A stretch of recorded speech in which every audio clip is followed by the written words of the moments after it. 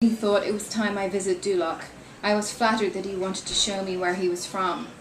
By that stage, he'd been to my parents often for dinner. My mother could see that I was quite serious about him, so she wasn't worried about my disappearing for a week of the Easter holidays up to Donegal with my young man, as my father called him. The drive up was great fun, just the two of us in his car, leaving the city, stopping for sandwiches, zipping through all those little towns in the middle of Ireland where you'd wonder how people didn't die of ennui. That was the sort of word I might have been guilty of using then, and through the border. The soldiers made us completely unpack the car whilst they searched it. When I asked them jokingly how we looked suspicious, one of them fixed me with a stare and insisted it was random.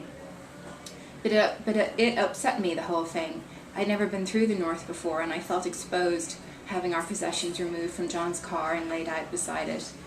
Not that they'd opened our bags, not that they'd been anything but polite, but it soured the journey for me, and I asked John if he'd ever thought of going around by Sligo to avoid that sort of thing. Actually, that never happened before, he assured me, bemused at my indignation. They have a pretty awful life, he added. I felt I was being rebuked for my reaction. I was quiet all the way through Enniskillen and well past the border between Fermanagh and Donegal.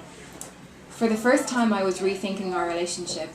I was angry at him for his calm forbearance as the soldier searched his car, at his diffident smile, and his lack of understanding as to why it had made me feel so strange.